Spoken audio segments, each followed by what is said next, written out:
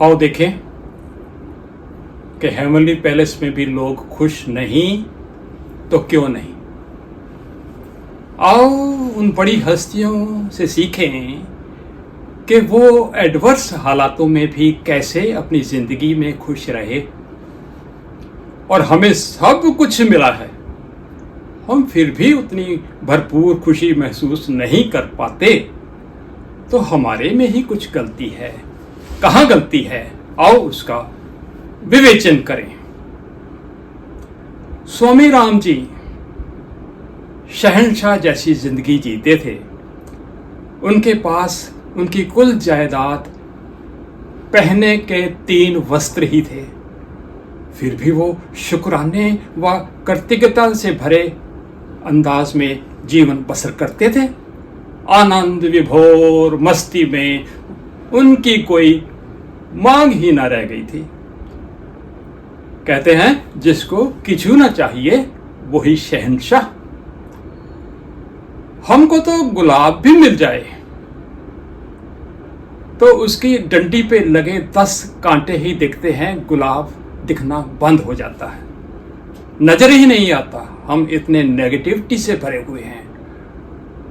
पर यहां heavenly palace में तो 10 गुलाब खिले हैं और कांटा सिर्फ एक है जो आपकी पसंद के विरुद्ध। वो भी हो सकता है कि मेरा वहम मात्र हो, पर मन फिर भी बेचैन है। अब देखिए, एक गिलास आधा भरा हो तो चलो, मुझे आधा खाली ही नजर आ गया, चलता है, कोई बात नहीं। पर इधर तो 10 गिलास दूध से भरे हैं, सिर्फ पास में एक खाली रखा रह गया और मुझे सिर्फ खाली ही दिखे, मन उसी की रट लगाए जाए तो मुझे दृष्टि दोष है। स्वामी राम की खुशी का अंदाजा यहां से लगाइए कि वो कहते थे, जब मैं चलता हूं तो ये हवा के झोंके आके मुझे सहलाते हैं।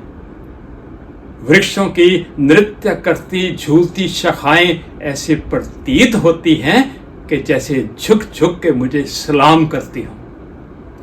उनमें होती हुई सरसराहट मुझे ऐसे प्रतीत होती है जैसे कुदरत का कोई मधुर संगीत गुनगुना रही हों, और रात को टिमटिमाते सितारे मुझे मेरे मुकुट में लगे हुए हीरे मोती प्रतीत होते हैं। हमें यहाँ बेगमपुरे में, बेगमपुरा यानी वो शहर जहाँ पे गम का प्रवेश विवर्जित है, यानी हेवनली पैलेस में जब बड़े गेट से दाखिल हों तो सब नकारात्मक विचार जैसे कि चिंता, दुख, परेशानी, मान अपमान, घृणा, सब ऐसे और घटिया विचार बाहर छोड़ के हल्के होके अंदर प्रवेश करें। अब हम ऐसे रंगीन और सौंदर्य भरे वातावरण में रहने आ गए हैं तो मस्ती की शराब अपने ही अंदर से निकाल के कैसे पीनी है और कैसे चढ़ानी है, हेवनली पैलेस में रह के हमें सीखनी होगी। हमें उन परिस्थितियों व घटनाओं का शुक्रगुजार होना चाहिए जिन्होंने हमें यहाँ पे रहने का अवसर प्रदान किया। बिल्कुल इसी तरह उन रिश्तों को भी मुआफ कर देना चाहिए, बल्कि उनको धन्यवाद देना बनता है जिनके कारण हम यहाँ इस जन्नत में आके रह सके। केवल धन्यवाद से भी काम नहीं चलेगा, उनको शुभ कामनाएं भी दें और फिर देखें अपने अंदर का नशा व चाव। एक काम सबसे जरूरी कि इस इनाम के लिए, जिसके लिए हमने कोई प्रतियोगिता नहीं लड़ी, कोई कोर्स नहीं किया, परमात्मा की अनुकंपा ही कह लीजिए, उसकी कृपा का आभारी और कृतज्ञ भी होना है जिसने हमें उन गिने चुने भाग्यशाली लोगों में सिलेक्ट किया है कि हम उत्सव जैसे इस माहौल में आनंद ले सके, खुशियां मना सके। हमें फिर से बच्चा बनना होगा। Seniors embrace childhood fun of flying kites with heavenly angels. We all feel connected to the wind, and wind is connected to the universe. This is the place where future of senior citizens is bigger than their past.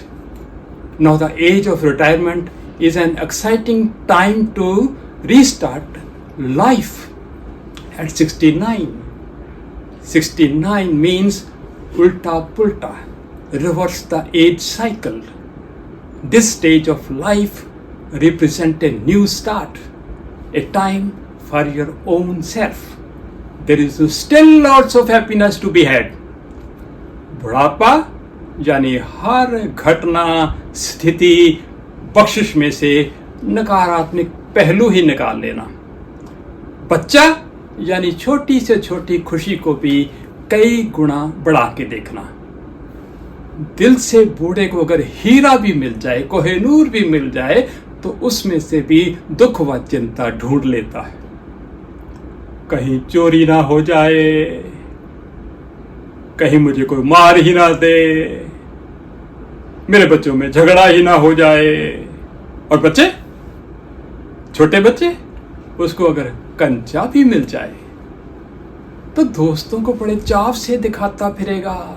देखो लीशु लीशु, बिल्कुल नया नकोर, आओ आओ इसको सूर्य की तरफ करके देखें, आंख पास करके देखो 7 रंग दिखते हैं। हमको हेमवली पैलेस के बच्चों की किलकारियों में से खुश रहना सीखना होगा। हर शाम जब वो भंगड़ा डालते हैं तो हमारे मन में भी उन जैसा उन्माद, उन जैसा चाव उठे। यहाँ जैसा वातावरण शांति देने वाला, हर प्रकार से आरामदायक, परफेक्शन और प्लानिंग के साथ सलीके से सजाया संवारा कहीं और नहीं मिलेगा। लोग और सारी जगहों पर घूम घाम के निरीक्षण परीक्षण करके वापस अपने स्वीट होम में लौट आते हैं। या कहिए कि यहाँ का प्यार भरा व्यवहार, एम्बियंस, हरियाली, सुख सुविधाएं उन्हें दोबारा खींच लाती है।